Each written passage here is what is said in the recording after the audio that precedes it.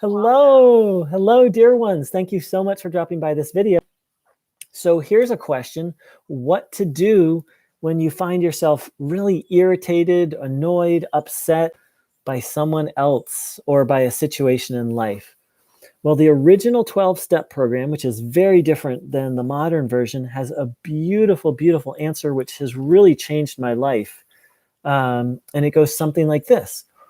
When someone, and it's almost always a someone, has done something that upsets us, first of all, we have to be aware of the upset. A lot of times we can get upset and then we're just like caught in the upset or the agitation. So first you have to catch yourself. Like, oh, okay, I'm really off center. And then I'm going to teach you sort of the 10th step process for then what to do. So first, I always ask higher power for help. Please, higher power, I need help. And then we say a little prayer for the person that upset us. And it goes something like this.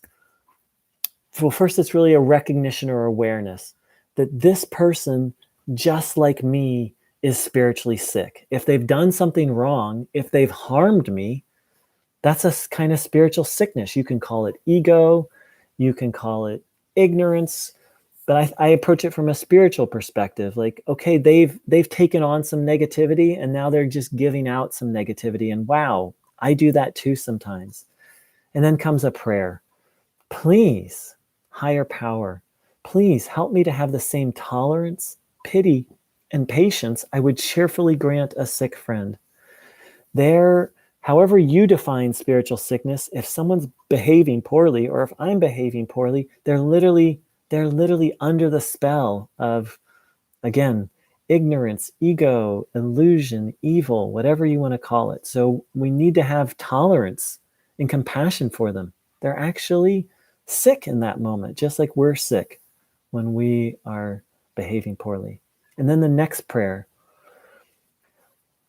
Higher power, this is someone who's spiritually sick. Please spare me from being resentful. How can I be helpful to them? Thy will, not mine, be done. You can, of course, modify any of these words, but then it's a prayer to like, hey, I need help, and please guide me. The next part is then we take the emphasis off of them and put it on ourselves. Where am I? And then I literally write it down. I write resentment, fear, selfish, and dishonest. And I take inventory of myself. In this situation, what's my part? We like to say, oh, it's all the other person, but it takes two to tango. It's almost never all the. So where am I being fearful? Where am I being resentful? Where am I being selfish? Where am I being dishonest? And then I just ask myself, what's my part? And then write that out. Then I go through and I offer all those things over to God, and I pray on it. Please, higher power, take my resentment, take my fear. Please help me to be less selfish. I give away these dishonest thoughts. And then under my part, usually what comes up are sort of long-standing defects of character. Actually, I'm just going to read the last one I wrote. Maybe that'll help. One moment.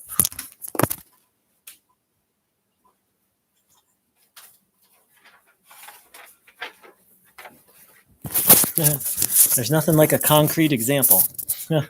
Nothing like a concrete example. So my resentment was just general resentment. I was feeling fear about talking to this person. I was being selfish in that I was trying to control the situation. The person had done something I didn't like. And really, it was just me. Things didn't go my way, which is really being selfish. Like, I'm not God. I'm not in charge of the universe. I was being dishonest by saying, oh, it's a big deal. Oh, I have to talk to this person. Oh, I'll talk to this person and then it'll turn into a fight. Those were all dishonest thoughts. My part in the situation was I could have initially responded more skillfully that might have ended this whole situation. I have a tendency to over and under communicate. And in the past with this person, I've under communicated. So I have history. This didn't happen in a void. I'm a perfectionist, and when things don't go my way, I tend to get easily upset. So that's my part. And then I hand over all those things to higher power. Like, please, higher power, help me to respond more skillfully. Please, I give away the bad habit of over or under communicating. I give away being controlling and getting really upset when things don't go my way. I give away perfectionism. And then I ask, what is your will in this situation? Meaning, what would you have me do? And in this case, I got guidance to not. I literally got guidance. I had this inspired thought to. It's not time to talk to this person directly, unless it happens again, and to kind of be mindful that there's a good chance it'll happen again, and to really respond if it happens again, to say a prayer and respond differently, and then really talk to the person. So that's and then the last part is to turn your attention to someone you can help, which then takes you out of self-centeredness. Is to share this with someone else. If it's a big thing, if it's a little thing, you don't necessarily need to share it with someone else, get their feedback, and then turn your attention to someone you can help. And also make amends. If you've harmed anyone, to quickly make amends, and then turn your attention to being of service, which is really what I'm learning life is all about. So I have my friend April. April, that's so funny. Venus, you look like my friend April. My friend Venus is here live on the phone with me. And I just wanted to ask if you had any questions about the process. Yeah, so I do. I'm trying to take notes and put it in like a bullet list. Okay, so that's great. How about I go through it? How about I go through it again without my commentary? Sure. So she wanted kind of like bullet points for the process, and that's great. So first of all, you have to notice when you're agitated. Then you ask higher power for help. Then you have some awareness and say a prayer for the person who has harmed you. The awareness is, if the person's done wrong, they're spiritually sick, just like me. And this prayer and awareness for me has 3 steps. That's the first one. The second step is this prayer. Higher power, please help me to have the same tolerance, compassion, and patience I would cheerfully grant a sick friend. Then the next part is yet another prayer. Higher power, this is a sick person or someone with spiritual sickness. Please spare me from being resentful. How can I be helpful to them? Thy will, not mine, be done. And then from there, you move on to taking your inventory, which has 5 main parts. Where am I being resentful? Where am I being fearful? Where am I being selfish? Where am I being dishonest? And what's my part in the situation? Meaning, how did I contribute to what happened? So we take our attention completely off that other person and put it on ourselves. And then reading through that, praying on each thing, asking God to remove each thing.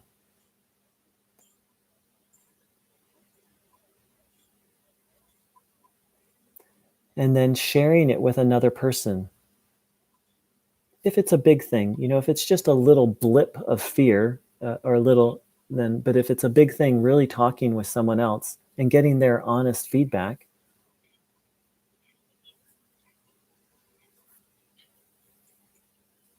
If we've harmed anyone, to make an amends, to make right any bad behavior of ours.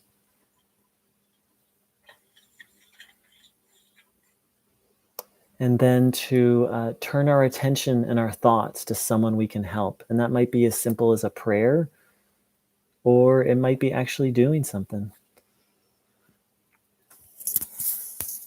So how about that, Venus? Is that good bullet points? That's helpful. Yeah. So I'm writing notes. I'm loving this. And how am I being, you said 5 words? How resentful, fearful, selfish, and dishonest. Follow.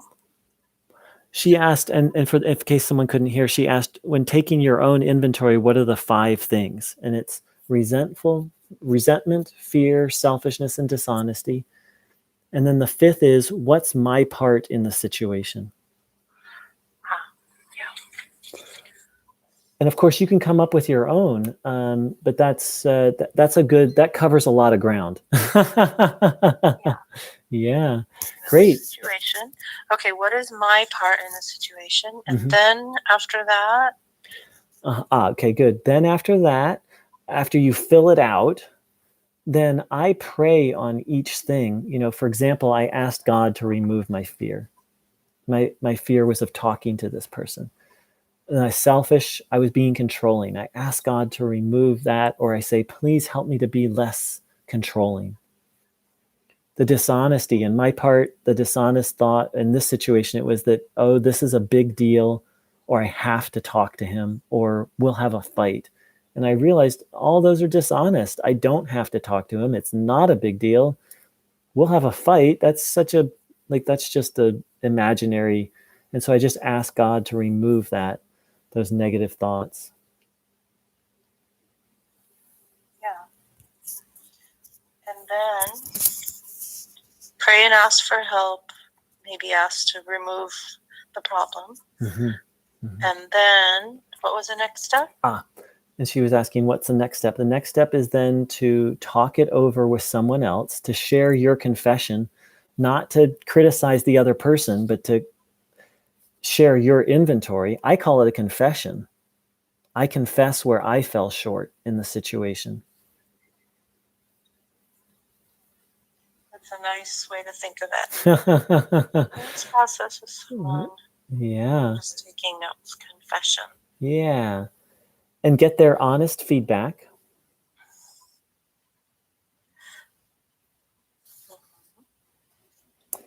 And make amends if you've harmed anyone, because sometimes when I get upset, I do dumb things, and, like, make amends if you've hurt anybody.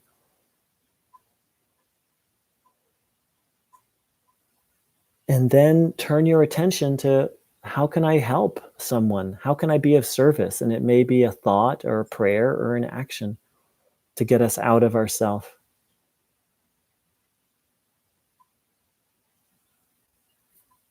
So thought, prayer, or action.